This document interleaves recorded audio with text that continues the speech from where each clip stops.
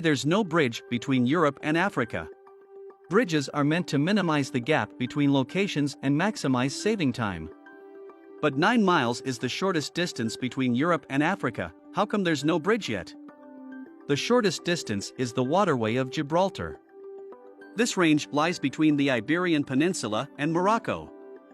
The longest bridges and tunnels cover such grand distances that 9 miles seems so trivial. The longest bridge in the world connects Danyang and Kunshan in China, and is freaking 102 miles long. The longest channel tunnel, 31.5 miles long, is also spread between France and England.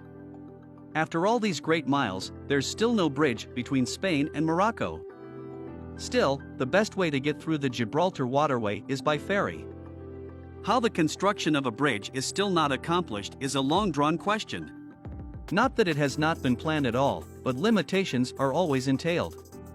Like in 1980, a suspension bridge was proposed but got shrugged off due to highly incompatible construction costing. In 2003, a study concluded that the bridge would span 16,000 feet.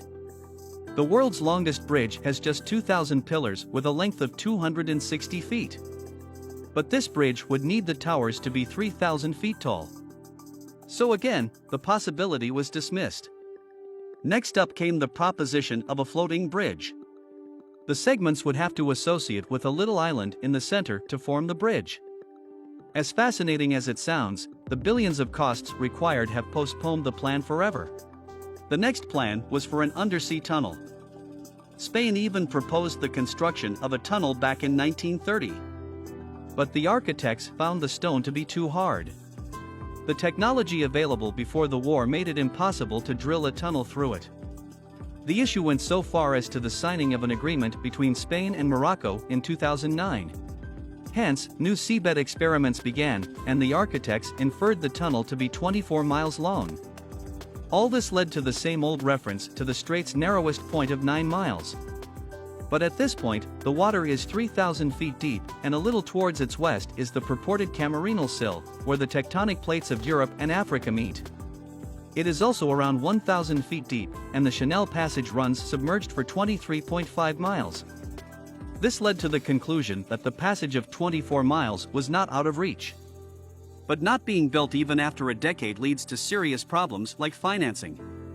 8 colossal drills are required to be designed to drill the passage, and each one is assessed to be $40 million. Neither of the countries can afford that much of the cost. Not just the cost, but other complications exist as well. The tunnel needs to be at a specific angle of 3%, which is too steep for a high-speed railway.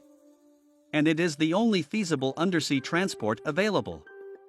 Things took a different turn when the UK showcased an interest in building a crossing in 2021. The waterway of Gibraltar is now under British sovereignty. The new English-Moroccan one would supplant the old Spanish-Moroccan venture. But the plan has yet to reach the stage of execution. The estimated cost is around $5 billion, with the cost of the Channel Passage being something similar. Perhaps it is too soon to expect any results, but just a little faith for this mission to finally succeed.